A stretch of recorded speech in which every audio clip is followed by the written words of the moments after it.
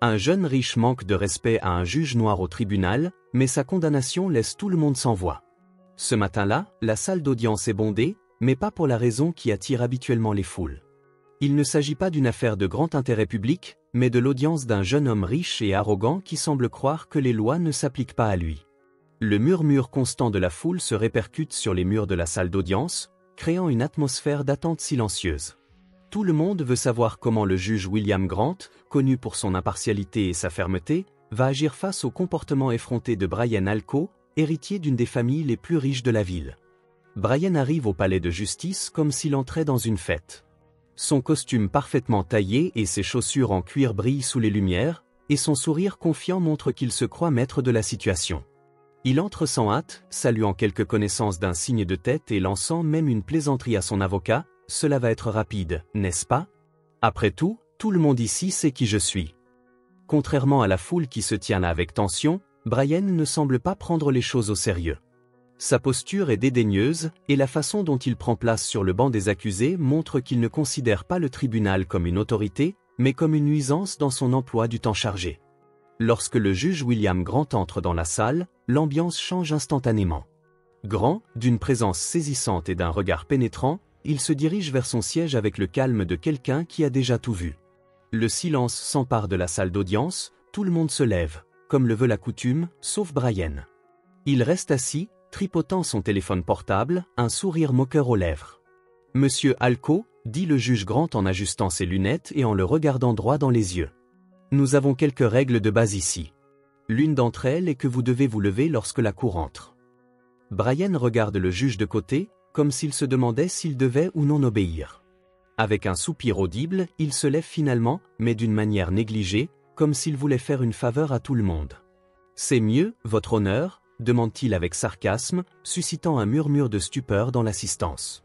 Le juge Grant ne répond pas immédiatement. Au lieu de cela, il observe Brian pendant quelques instants, laissant planer un silence pesant dans la salle. Il prend enfin la parole. Sa voix est calme, mais empreinte d'autorité. « J'espère que vous prendrez ce tribunal plus au sérieux à partir de maintenant, car ce qui sera discuté ici aujourd'hui n'est pas une question d'opinion. Il s'agit de faits, et vos actes ont des conséquences. » L'atmosphère dans la salle est devenue plus dense.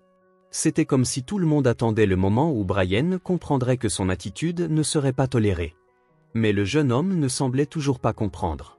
Il se contente de hausser les épaules, de s'appuyer nonchalamment sur la table et de regarder le juge avec le même dédain qu'auparavant. Les détails de l'affaire commencèrent à apparaître.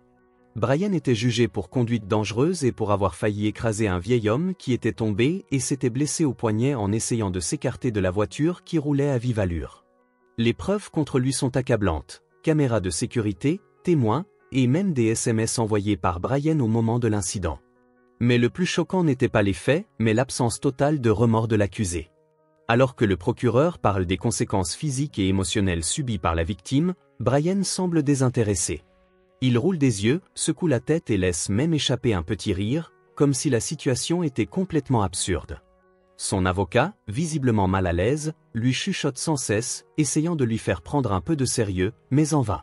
Lorsque le procureur a terminé, le juge Grant s'adresse directement à Brian. « Monsieur Alco, j'ai écouté attentivement tout ce qui a été présenté ici aujourd'hui. Avez-vous quelque chose à dire pour votre défense ?» Brian se penche en avant, pose ses coudes sur la table et sourit. « Écoutez, monsieur le juge, je ne dis pas que ce n'était pas sérieux, je pense simplement qu'ils font toute une histoire pour quelque chose qui n'était pas si grave que ça. Je veux dire, personne n'est mort, n'est-ce pas ?» La salle entière est devenue silencieuse. Le juge Grant le regarde, son visage impassible, mais ses yeux montrent une irritation contrôlée. Il respire profondément avant de répondre. « Je vois, alors pour vous, faillir provoquer un accident grave et blesser une personne est quelque chose que l'on peut traiter à la légère ?»« Avec tout le respect que je vous dois, votre honneur, » répondit Brian, sans être du tout respectueux, « je pense qu'ils exagèrent. » À partir de ce moment, tout le monde dans la salle se rend compte que Brian Alco est sur le point d'apprendre une leçon qu'il n'oubliera jamais. Ce qui va suivre va changer non seulement sa perception de lui-même, mais aussi la façon dont tout le monde le voit.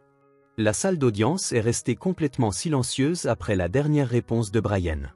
Il était difficile de croire que quelqu'un puisse être aussi irrespectueux et insensible, mais il semblait totalement inconscient de l'impact de ses paroles.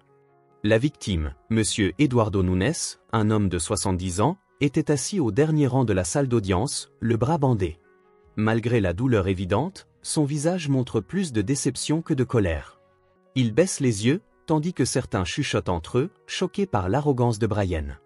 Le juge William Grant ajuste ses lunettes et fixe le jeune homme pendant quelques instants, laissant le poids du silence envahir la pièce.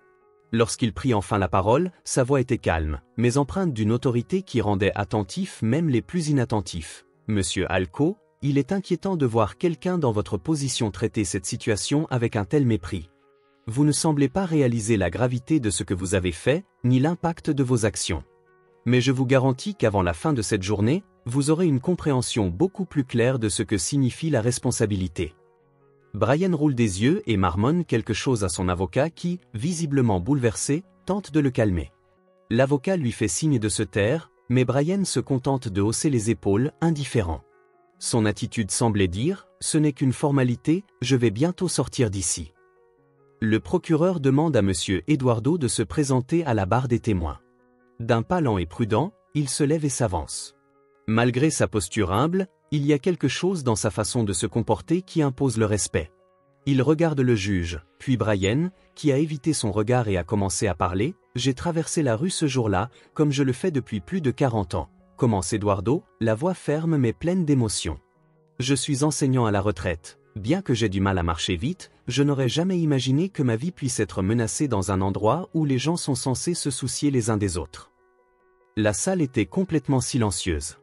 Chaque mot semblait percer le bouclier d'indifférence de Brian, mais il conservait sa posture rigide et arrogante, même si ses yeux trahissaient une légère gêne. « Quand j'ai entendu le bruit du moteur qui accélérait et que j'ai vu la voiture venir vers moi, j'ai pensé, c'est comme ça que ça finit, » a poursuivi Eduardo, la voix de plus en plus lourde. « J'ai eu la chance de tomber par terre sans être touché, mais l'impact de cette expérience, ce n'est pas quelque chose qui s'efface facilement.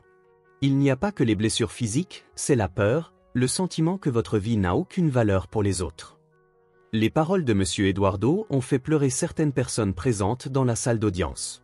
Même les plus habitués à la routine judiciaire ne peuvent cacher leur émotion.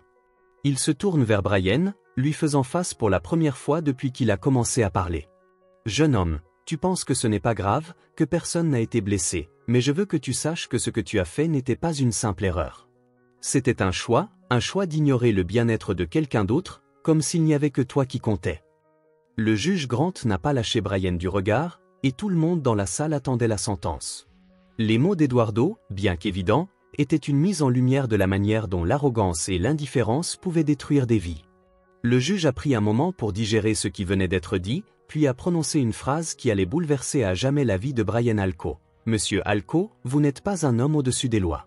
Vous êtes maintenant condamné à 3 ans de prison avec sursis et 300 heures de travaux d'intérêt général. » Brian écarquille les yeux, stupéfait par la sentence. Il se lève immédiatement pour protester, mais le juge l'interrompt fermement. « Vous pouvez partir maintenant, Monsieur Alco. » Si ces histoires vous touchent, alors imaginez plonger encore plus profondément dans des récits inspirants et bouleversants. Des histoires vraies, des parcours de vie extraordinaires, des combats contre l'injustice et des triomphes qui défient toutes les attentes. Découvrez Je sais pourquoi chante l'oiseau en cage de Maya Angelou, Une vie de Simone Veil ou encore Nelson Mandela, la couleur des sentiments, des témoignages puissants de résilience et de courage. Si vous aimez les grandes histoires de revanche et de justice, Le Comte de Monte Cristo ou Ne tirez pas sur l'oiseau moqueur vous captiveront. Et pour des récits qui célèbrent la différence et la force intérieure, Wonder et la couleur des sentiments sont des incontournables. Vous trouverez tous ces livres en description de la vidéo. N'hésitez pas à cliquer pour les découvrir et vous laisser emporter par ces histoires qui résonnent avec celles que nous racontons ici. Ce sont des liens d'affiliation, c'est-à-dire que si vous achetez un livre en passant par un lien, nous toucherons une petite commission, ce qui aide la chaîne à se développer. Nous vous en remercions d'avance. Avant de partir, dites-nous d'où vous regardez cette vidéo dans les commentaires. Et si vous avez apprécié cette histoire, n'oubliez pas de vous abonner à la chaîne et d'activer la cloche pour ne rater aucune de nos prochaines vidéos. Nous publions 4 vidéos par jour, à 7h, à midi, à 15h et à 19h, et ce tous les jours.